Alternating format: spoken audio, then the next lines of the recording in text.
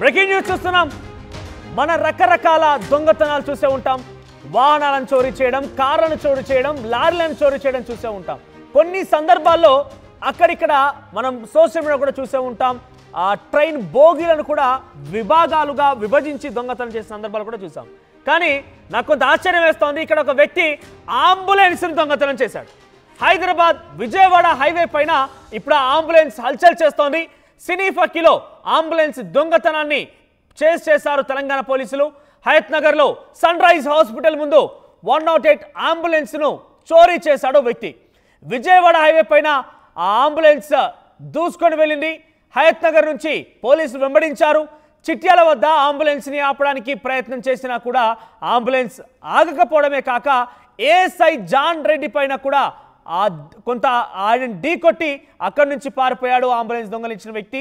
అంబులెన్స్ని పట్టుకొని ఇక కొర్లపహాడ్ టోల్ గేట్ను కూడా ఢీ కొట్టి పారిపోయాడు. ఇక టేకుమట్ల స్టేజ్ వద్దకు చేరేసరికి పెద్ద ఎత్తున లారీలను అడ్డుగా పెట్టి అక్కడ ఎస్ఐ కేతపల్లి ఎస్ఐ శివతేజ ఆ అంబులెన్స్ని పట్టుకున్నాడు, ఆ దొంగని పట్టుకున్నాడు. ఒకసారి మనం చూద్దామా అక్కడ జరిగినటువంటి ఆ చేజింగ్ దృశ్యాలు చూద్దాం. ఇక్కడ ఎస్ చివరిగా ఇక్కడ చూడండి చేజింగ్ సంబంధించి దృశ్యాలు. అది ఒక టోల్ గేట్ ఉంది, అయినా కూడా ఆగకుండా అక్కడ అంబులెన్స్ చాలా వేగంగా వెళ్తూ ఉంది. కొంతమంది వ్యక్తులను కూడా మీరు గమనించవచ్చు, అటు ఇటుగా పరుగులు తీస్తున్నారు, అడ్డుగా నిలబడే ప్రయత్నం చేస్తున్నారు, అంబులెన్స్ వెనకాల పరుగులు పెడుతున్నారు. ఇక్కడ మీరు చూడొచ్చు అంబులెన్స్ ఇక్కడ వస్తుందేమో అని భయపడుతూ పక్కపక్కకు జరిగే వారంతా కూడా చాలా వేగంగా ఎక్కడ ఆగకుండా చాలా వేగంగా అంబులెన్స్ని దొంగతనం చేసుకొని వెళ్ళారు. సో కొంత ఆశ్చర్యం వేస్తోంది, కొంత అనుమానం కూడా కలుగుతోంది. అంబులెన్స్ స్టోరీ పైన మరిన్ని అప్డేట్స్ మా ప్రతినిధి రమేష్ అందిస్తారు. రమేష్, సో అంబులెన్స్ స్టోరీకి సంబంధించి అప్డేట్స్ తెలుసుకునే ముందు ఒకసారి అక్కడ అంబులెన్స్ ఏ రకంగా దొంగతనం జరిగింది, అంబులెన్స్ దొంగలించిన వ్యక్తి అనుమానిస్తున్నటువంటి ఆ వ్యక్తి ఏం చెప్తున్నారో ఒకసారి మనం చూద్దాం.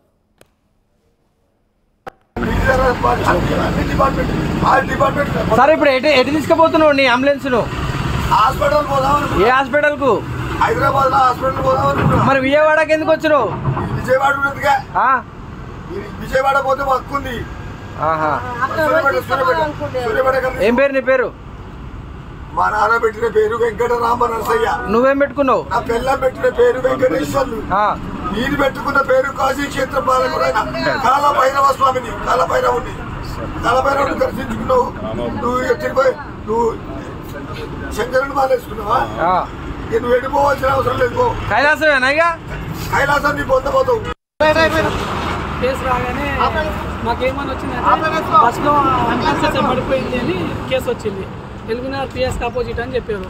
పిఎస్కి వెళ్ళి ఆపోజిట్ పోయి చూస్తే పేషెంట్ కింద హెడ్ ఇంజూరీ ఉంది. ఆమె కింద దింపి స్ట్రక్చర్ మీద ఎక్కించుకొని వాళ్ళ ఇంటి వాళ్ళకి ఫోన్ చేస్తే ఐదున్నరలో ఉన్నాము, ఇక్కడ తీసుకురండి అని వాళ్ళు చెప్పారు. అక్కడ తీసుకెళ్ళాం, సన్ రైజ్ హాస్పిటల్ తీసుకురమ్మని వాళ్ళు చెప్పారు. ఆ హాస్పిటల్ కాడ తెచ్చి రివర్స్ చేసి పెట్టి లోపలికి వచ్చేలోపు ఇతను ఎత్తుకొని పోయాడు. అన్నోన్ పర్సన్ ఆయన. హాస్పిటల్ ముంగట ఉన్నాడు, కాళ్ళు కట్టుకొని ఉన్నాడు. మేము లోపలికి వచ్చేసరికి బండి స్టార్ట్ చేసుకొని ఆయన వెంటనే మళ్ళీ ఉరికొచ్చిన వెంటనే జస్ట్ ఒక నిమిషం 2 నిమిషాలు బిఫోర్లా ఆల్రెడీ తర్వాత మా బండి తీసుకొని బండి తీసుకొని సార్ వాళ్ళకి అందరికి ఇంటిమేషన్ ఇచ్చి జీపీఎస్ స్టార్ట్ చేసి పోలీస్ వాళ్ళకి ఇంటిమేషన్ చేస్తే చెవుటుప్పల కాడ ఆల్రెడీ పంతంగి తుల్లెక్కడ వచ్చి దాని మధ్యలో ఇంకో ట్రాఫిక్ పెట్రోలింగ్ బండి ఎస్ఐనో కానిస్టేబుల్ తెలియదు, ఆయనకు కూడా గుద్దిండు. మాకు ఇట్లా జరిగిందని మా కొలీగ్ ఫోన్ చేశాడు. ఫోన్ చేయగానే నేను ఇమ్మీడియట్లీ రెస్పాండ్ అయ్యి అబ్దుల్లాపూర్ మెట్రో రోడ్ పట్టుకొని వస్తున్నా. మమ్మల్ని ఇట్లా ఏమన్నా పోయిండామని మా సార్ వాళ్ళకి ఫోన్ చేస్తే మా సార్ వాళ్ళు ట్రాకింగ్ చేస్తూ ఇదే రూట్లో పోతుంది, అదే రూట్లో వెళ్ళిపో బండి వెనకాలని చెప్పి దాంతోపాటు వచ్చేసిన. దాంతోపాటు మన పంతంగి టోల్ ప్లాజా వాళ్ళకి ఫోన్ చేస్తే వాళ్ళు బండి ఆపడానికి ప్రయత్నం చేశారు. బండి ఆపడానికి ప్రయత్నం చేస్తే వాళ్ళు రాంగ్ రూట్లో వచ్చేసి అక్కడ టోల్ ప్లాజాను క్రాస్ చేసుకొని వచ్చిండు. మళ్ళీ అది దాటగానే మన నగరకెళ్ళకు టేకుమట్లకు వీళ్ళకు పోలీసు వాళ్ళకు ఇన్ఫామ్ చేశాము. ఇన్ఫామ్ చేయగానే శివతేజ్ సార్ వాళ్ళ బృందం వచ్చి మనకి టేకుమట్ల కాడ బండిని ఆపారు. ఆపడానికి ప్రయత్నం చేస్తే అతను రాంగ్ రూట్లో వెళ్ళిపోదామని చెప్పేసి అటు పోయి అక్కడ ఆ గుంతలు వేసేసాడు. రైట్, ఇక్కడ మనకు అందాక అంబులెన్స్లో కనిపించిన వ్యక్తే దొంగగా ఆరోపిస్తున్నారు అక్కడ సిబ్బంది. ఎందుకంటే కొంత డీటెయిల్స్లోకి వెళ్తే కనుక ఆయనకేదో కింద పడిపోయాడు, తలకు చాలా బలమైన గాయమైంది, కాలుకు కూడా రక్తస్రావం అవుతోంది. కొంత సమాచారం అందుకున్నటువంటి అక్కడటువంటి సన్ రైజ్ హాస్పిటల్ ఇక అంబులెన్స్కి ఫోన్ చేశారు. అంబులెన్స్ వచ్చేసరికి ఎల్బీనగర్ సన్ రైజ్ హాస్పిటల్ కూడా అంబులెన్స్ తీసుకొచ్చారు. లోపలికి వెళ్ళి స్ట్రెచ్చర్ లేదా ఏదైనా తీసుకొద్దామని వచ్చే లోపే ఇక్కడ మనకు స్క్రీన్ పైన కనబడుతున్నటువంటి ఈ వ్యక్తే అంబులెన్స్ని స్టార్ట్ చేసుకొని పరుగులు తీశారు. అప్పటికే ఆయన గాయం కూడా అయింది. మీరు చూడొచ్చు, కొంత బ్లర్ కూడా వేసాం మేమంటే అక్కడ ఆయన రక్తస్రావం అవుతోంది. అయితే ఇక్కడ ఆయన చెప్తున్న పేర్లు చూస్తున్నాం మనం. నీ పేరేంటి అని అడిగితే మా నాన్న పెట్టిన పేరు వెంకటరామనరసయ్య, భార్య పెట్టిన పేరు వెంకటేశ్వర్లు, తనకు తాను పెట్టుకున్న పేరు కాలభైరుడు అని చెప్తున్నాడు. అంటే ఆయన మతిస్థిమితం చూస్తే కొంత అనుమానం కూడా వేస్తోంది. ఏం జరిగింది ఏంటి అని మరిన్ని అప్డేట్స్ మా ప్రతినిధి రమేష్ అందిస్తారు. రమేష్, సో ఏం జరిగింది? ఆ వ్యక్తికి గాయాలైనని చెప్పి గమనించినటువంటి అంబులెన్స్ సిబ్బందికి సమాచారం రావడంతో ఆయన తీసుకెళ్లి హాస్పిటల్ అడ్మిట్ చేయడానికి వెళ్ళిన నేపథ్యంలోనే ఆయనే ఏకంగా అంబులెన్స్ దొంగతనం చేసుకుని వెళ్ళాడు. అప్డేట్స్ ఏంటి, ఏం తెలుస్తున్నాయి? ఉక్కిరి బిక్కిరైనటువంటి పరిస్థితి. ఎందుకంటే దాదాపు 120 కిలోమీటర్లు, ఒక సినీ పక్కీలో చేజింగ్ ఎలా ఉంటుందో 120 కిలోమీటర్లు హైత్ నగర్ నుంచి మొదలుకొని మొత్తం కోర్లపాడు టోల్ ప్లాజా వద్ద, నకరికల్ వద్ద కూడా 120 కిలోమీటర్లు 2.5 గంటల పాటు కూడా అతన్ని పట్టుకోవడానికి మొత్తం కూడా చేసినటువంటి పరిస్థితి కనిపించినా కానీ అతను ఆ పోలీసులకు దొరకనటువంటి పరిస్థితి కనిపిస్తుంది. ఏకంగా చౌటుప్పల్ వద్ద టోల్ ప్లాజా కూడా చూస్తున్నాం. ఆ టోల్ గేట్ ని కూడా మొత్తం కొట్టుకుంటూ కూడా వచ్చినటువంటి పరిస్థితి కనిపిస్తుంది. అదేవిధంగా చిట్యాల్లో ఆ ఏఎస్ఐ ఎవరైతే ఉన్నారో జానకిరామ్ రెడ్డి పోలీసులు ఆపబోతుండగా అతనిపై కూడా ఎక్కించడం జరిగింది. అతను కాల్ ఫ్రాక్చర్ అయినటువంటి పరిస్థితి కనిపిస్తుంది. పోలీసులు ఎలా పట్టుకోవాలో కూడా మొత్తం సెట్ లో కూడా దారి పొడవునా హైదరాబాద్ విజయవాడ జాతీయ రహదారి చూస్తున్నాం. విపరీతమైనటువంటి స్పీడ్ తో అంబులెన్స్ వెనకాల మరొక అంబులెన్స్ కూడా దొరకనటువంటి పరిస్థితి కనిపిస్తుంది. తనకి కొత్త ఏమి కాదు, గతంలో కూడా 2 పర్యాయాలు కూడా ఈ విధంగా అంబులెన్స్ కూడా వేసుకొని వెళ్ళినట్టు తెలుస్తుంది. తన మానసిక స్థితి కూడా సరిగా లేదని తెలుస్తున్నారు. తను ఖమ్మం జిల్లా బయ్యారంకు చెందినటువంటి వ్యక్తిగా కూడా గుర్తించడం జరిగింది. పోలీసులు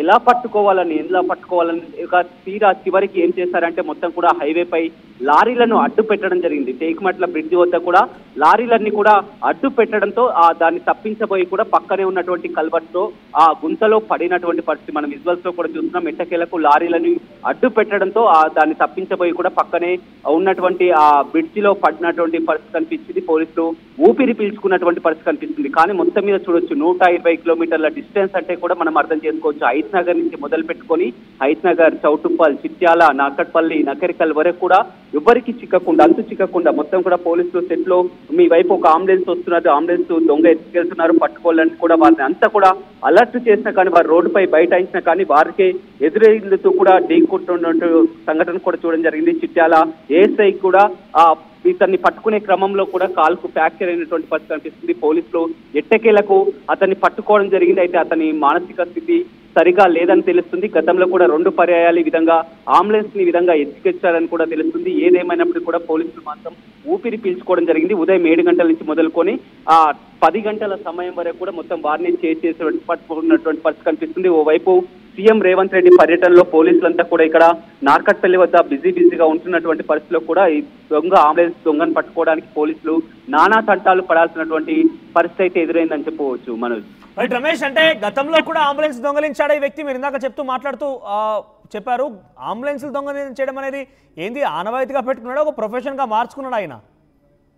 మొత్తం మీద అతను ఆ దొంగ కాదు, కానీ అతను మానసిక స్థితి సరిగా లేక కేవలం అంబులెన్స్ లని టార్గెట్ గా చేసుకున్నటువంటి పరిస్థితి కనిపిస్తుందని చెప్తున్నారు. గతంలో కూడా 2 పర్యాయాలు కూడా అంబులెన్స్ ని ఎత్తుకెళ్లడం జరిగింది. ఈ రోజు కూడా అంబులెన్స్ ని సన్ రైజ్ హాస్పిటల్ వద్ద నుంచి కూడా ఎత్తుకెళ్లినటువంటి క్రమమే అతను కేవలం అంబులెన్స్ ని ఎందుకు టార్గెట్ చేస్తున్నారో కూడా తెలియనటువంటి పరిస్థితి. అతని మానసిక స్థితి అయితే సరిగా లేదని అతని మాటల్ని బట్టే తెలుస్తుంది. అతని పేరు అడిగినా కానీ రకరకాల పేర్లు చెప్పడం జరిగింది. తాను పెట్టుకున్నటువంటి పేరు కాలభైరవ అని కూడా చెప్పడం జరిగింది. మొత్తం కూడా అతని మానసిక స్థితి అయితే సరిగా లేదు. కానీ ఏదేమైనప్పటికీ కూడా పోలీసులు ఊహించలేదు, ఎవరు కూడా ఊహించలేదు. ఎందుకంటే మామూలుగా దొంగతనాలు పలు రకాల దొంగల్ని కూడా చూడడం జరిగింది, పట్టుకోవడం జరిగింది. దాదాపు వాళ్ళు ఒక 10 నిమిషాల వ్యవధిలోనే ఒక 10 కిలోమీటర్ల వ్యవధిలోనే పట్టుకుంటారు. కానీ ఈ అంబులెన్స్ వెనకాల మరొక అంబులెన్స్ కూడా దీన్ని చేసుకుంటూ వచ్చినా కానీ ఆ డ్రైవర్ తో కూడా మాట్లాడినా కానీ మేము ఇంత స్పీడ్ ఎప్పుడు వెళ్ళలేదు, మొదటిసారిగా చూస్తున్నాం. అతన్ని పట్టుకోవడానికి ఎంతో ఇబ్బంది పడడం జరిగింది. పోలీసులు కూడా గాయాలైనటువంటి పరిస్థితి కనిపిస్తుంది. అసలు ఏం జరుగుతుందో కూడా తెలియదు. మొదటగా అతని మానసిక స్థితి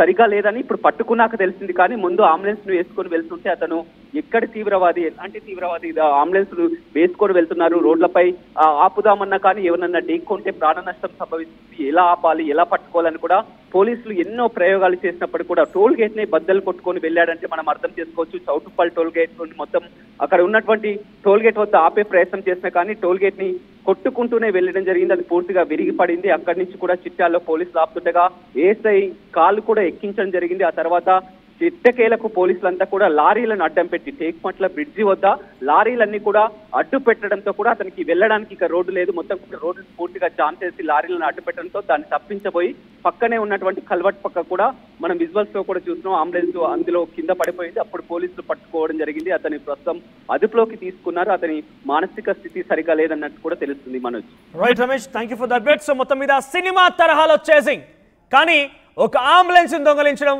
ఆ తర్వాత పోలీసులు చేర్చడం చూసాం.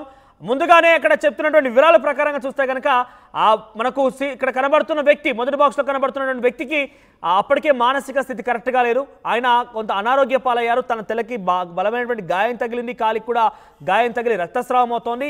ఈ సమాచారాన్ని అంబులెన్స్ సిబ్బందికి చేరవేయడంతో అంబులెన్స్ వచ్చి ఆయన తీసుకువెళ్తోంది. ఎక్కడికి తీసుకురావాలని వారి యొక్క కుటుంబీకులని అడగ్గా అటు సన్ రైజ్ హాస్పిటల్ తీసుకెళ్ళండి, ఎల్బీనగర్ సన్ రైజ్ హాస్పిటల్ దగ్గర మేము ఉన్నామని చెప్పడంతోనే అక్కడికి తీసుకువెళ్ళి రివర్స్ తీసుకొని ఆయనని కిందికి దింపడానికి స్ట్రెచ్చర్ లేదా ఒక వీల్ చైర్ తీసుకొద్దామని లోపలికి వెళ్ళారు ఈ అంబులెన్స్ సిబ్బంది. అంతలోనే కనురెప్పపాట్లోనే దిగిపోయి వెంటనే అంబులెన్స్ స్టార్ట్ చేసుకొని పరుగులు తీయడం ప్రారంభించేశాడు. 120 కిలోమీటర్ల వరకు కూడా ఈ చేజింగ్ కొనసాగింది. సినిమా తరహాలో చేజింగ్ జరిగింది. అడ్డొచ్చిన ఎవరిని కూడా ఆయన అడ్డుకోలేకపోయారనే స్పీడ్ని ఏకంగా టోల్ గేట్ని కూడా గుద్దుకొని అక్కడి నుంచి వెళ్ళిపోయాడు. దాన్ని బద్దలు కొట్టేసి వెళ్ళిపోయాడు ఆయన. తేకుమట్ల బ్రిడ్జి దగ్గర లారీలో అడ్డుగా పెట్టినటువంటి కేతపల్లి ఎస్ఐ శివతేజ ఆయన లారీలు అడ్డులుగా పెట్టి ఆయన అదుపులో తీసుకున్నారు. ఆ అంబులెన్స్ని అడ్డుకట్ట వేశారు, అంబులెన్స్ని నిలిపివేశారు. సో ఒక్కసారిగా అంబులెన్స్ అక్కడ కింద పడిపోయింది, లోయలో పడిపోయిన దృశ్యాలు మనం చూస్తున్నాం. బయటికి వచ్చిన తర్వాత కూడా ఆయన ఏం మాట్లాడుతున్నాడో ఏంటో అర్థం కాని పరిస్థితి, కొంత మతిస్థిమితం భ్రమించినట్టుగానే మాట్లాడుతున్నాడు. ఒకసారి ఆయన ఏం మాట్లాడుతున్నాడో మళ్ళీ చూద్దాం.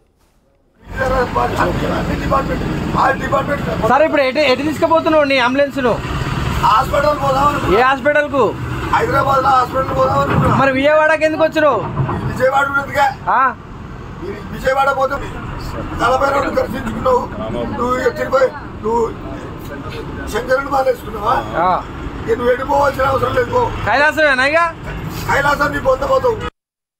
ఆర్టీవీ యాప్ వార్తల్ని క్షణాల్లో చదివే అవకాశం ఉంటుంది. ఒక న్యూస్ పేపర్, ఒక టెలివిజన్ ఛానల్ మీ చేతుల్లో ఎప్పుడు